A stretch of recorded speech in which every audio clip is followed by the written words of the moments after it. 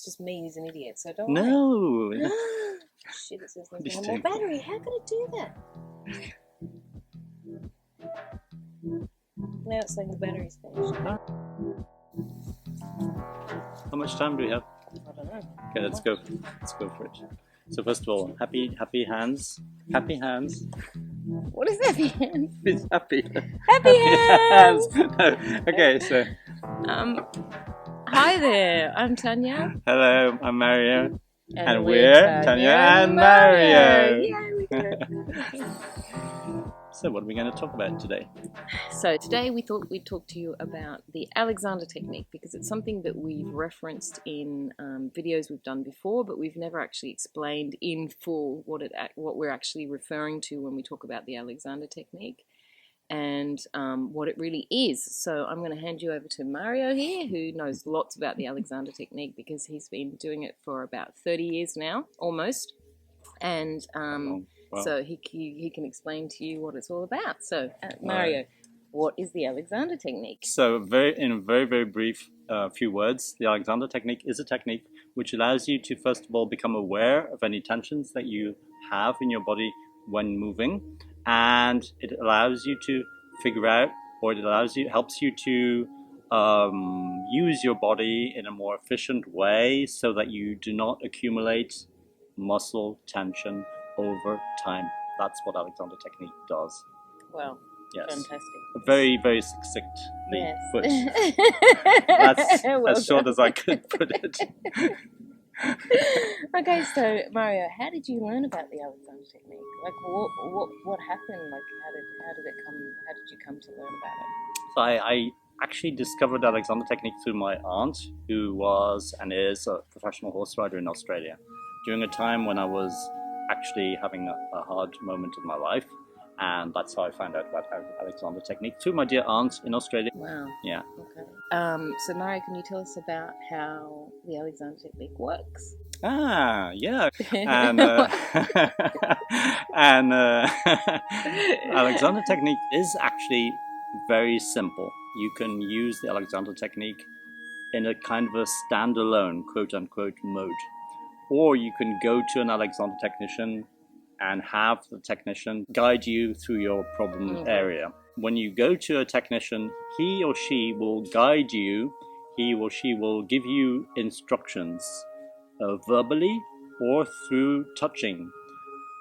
And they will help you in such a way that the bad habits or the inefficient habits that you have accumulated over time in terms of how you are using your body, he or she will help you to change, first of all, to become aware of those inefficiencies, and secondly, to change them. So it is, however, possible to do it on your own. This is what I did. You would give yourself the instruction as if it were coming from the outside, as if it were coming from a technician. Wow, fantastic. So, in a few steps, how would you kind of sum it up? I'm going to briefly go through the 4 points which are really important to remember about Alexander technique and how you can help yourself using the Alexander technique. Yeah. And these 4 points are in order. Number 1, letting something happen. Letting something happen rather than doing it yourself. That's point number 1. Yeah. Point number 2 is a release. So release is like letting go. It's a bit like letting. The third big instruction is if you want to redirect. Redirecting means if you're doing something in a certain way, or if your body is doing something in a certain way, and you want that body part to move in a different way. So far, so good. And the fourth big instruction is about inhibiting, which means do not let something happen.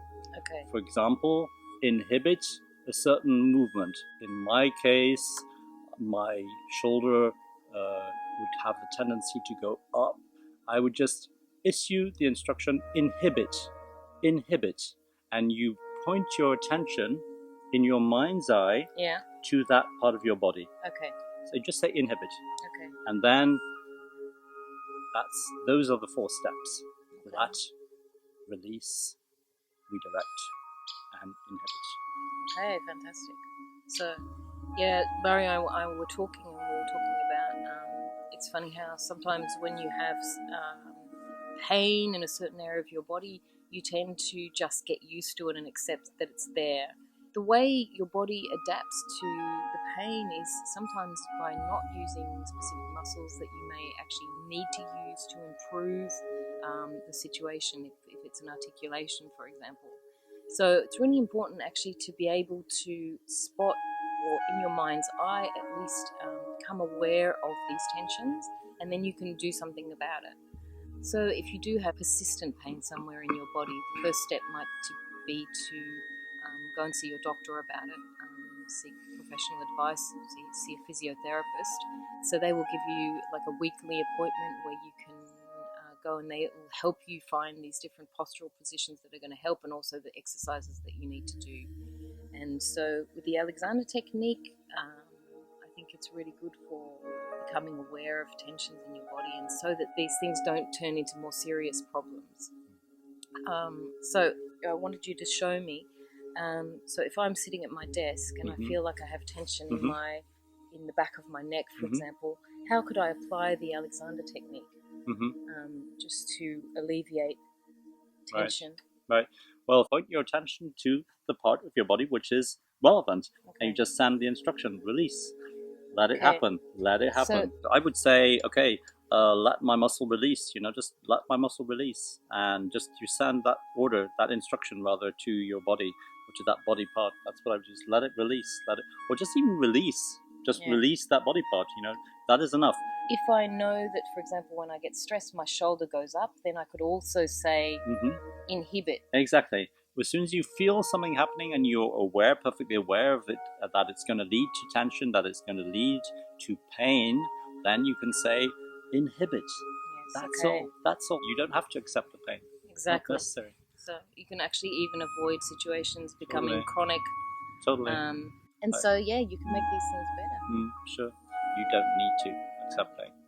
There's a tool. There are tools. Nowadays there are many tools. Excellent. Anyway, so Alexander technique. So we will give you some links to some good sites that talk about the Alexander technique, and then you can take it from there, do it yourself, or go and see a technician that's dedicated. So thanks for listening. We'll see you next week, and we'll be talking about lying down. Yeah. Excellent. Okay. That was good.